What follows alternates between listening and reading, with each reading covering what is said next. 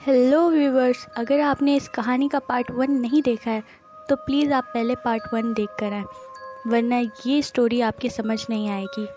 First part का link description में available है।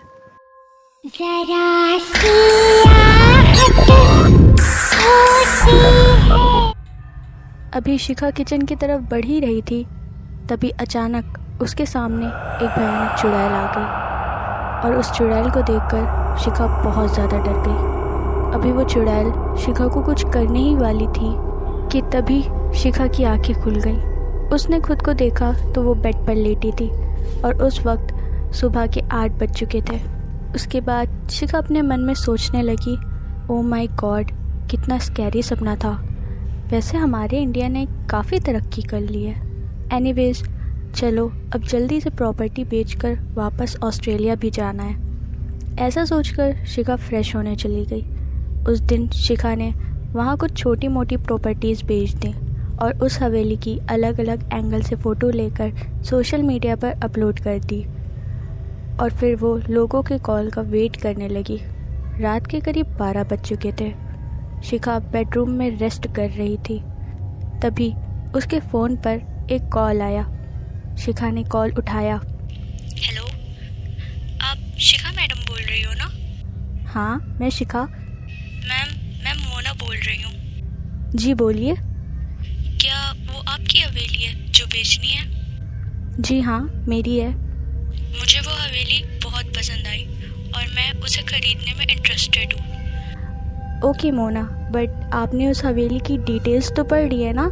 अगर नहीं पढ़ी तो अच्छे से पढ़ लीजिए, फिर मुझे बताइएगा। नो मैम, मैंने पढ़ ली है और मैं इन भूत प्रेत ऐसी अंधविश्वास की चीज़ों में बिलीव नहीं मानती। Oh okay, great. आपकी पर्सनैलिटी मुझे बहुत अच्छी लगी मोना जी। ठीक है, फिर हम कल मिलकर लीगली सब बात करते हैं। Okay, bye. कॉल कटने के बाद मोना बहुत खुश हो गई। तभी वहाँ पर उसका पति सचिन आ गया। सचिन ने कहा, क्या हुआ मोना, आज तुम बहुत खुश लग रही हो। मोना ने कहा, सचिन, मैंने एक हवेली खरीदी है जिसकी कीमत 800 करोड़ है। इस पर सचिन ने कहा, क्या, इतना महंगा? मेरी बात तो सुनो। मोना ने कहा, हवेली हमें 500 करोड़ की मिल रही है, 300 करोड़ का फ़ायदा। सचिन ने कहा, क्या मतलब? ज़रूर उस हवेली में कुछ गड़बड़ है। मोना ने कहा, कोई प्रॉब्लम नहीं है, बस लोग अफवाह फैला रहे हैं कि वो हवेली हॉन्टेड है। मोना की ये बात सुनकर सचिन भी बहुत खुश हो गया और मोना से बोला, ये हुई ना बिजनेस वूमेन वाली बात। अब कल ही मैं ये हवेली खरीदने जाऊंगा। वहाँ कॉल के बाद से शिखा भी बहुत खुश हो गई। यस, फाइनली मैंने ये डील क्रैक कर ली। अब फिर से हमें टॉप पर आने से कोई नहीं रोक सकता।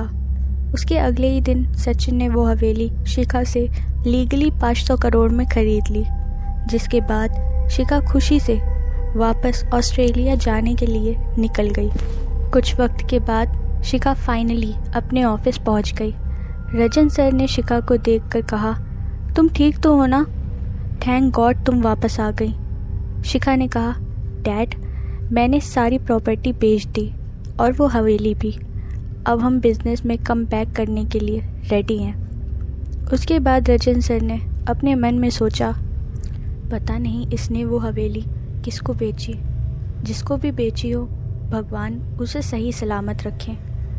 अब रात के 12 बज चुके थे।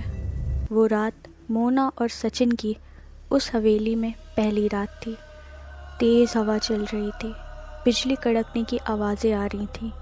धीरे धीरे पूरा माहौल डरावना हो रहा था। कुछ देर बाद मोना की नींद खुल गई और उसे बहुत भूख लगने लगी। कुछ खाने के लिए मोना किचन की तरफ बढ़ ही रही थी, तभी अचानक उसके सामने एक भयानक चुड़ैल आ गई। उसे देखकर मोना बहुत ही ज़्यादा डर गई और कुछ ही देर बाद उस हवेली से मोना की बहुत दर्दनाक चीख सुनाई देने लग गई। चीख की आवाज़ से सचिन की भी नींद खुल गई। वो सोचने लगा, ये आवाज़ तो मोना की है। ऐसा सोचकर सचिन हड़बड़ाते हुए आगे बढ़ने लगा और वो कुछ वक्त बाद लिविंग रूम में आ गया। वहाँ पर उसने जो देखा वो देखकर सचिन पूरी तरह से हैरान हो गया और वो रोने लगा, क्योंकि सामने मोना की लाश पड़ी हुई थी जिस पर बहुत ज़्यादा खून लगा हुआ था।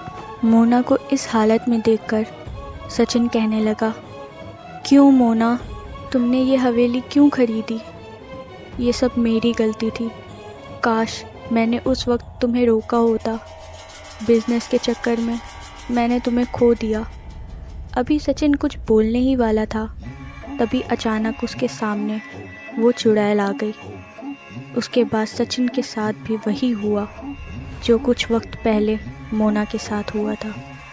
आखिर शिखा ने वो हवेली बेचकर अपनी परेशानी दूर कर ली, लेकिन इस हवेली ने मोना और सचिन को अपनी जान गंवानी पड़ी। आज भी उस हवेली में उन्हीं भूतों का साया है और आज भी वही डरावनी आवाज़ें आती हैं। इस हवेली में कोई इंसान आकर तो देख ले।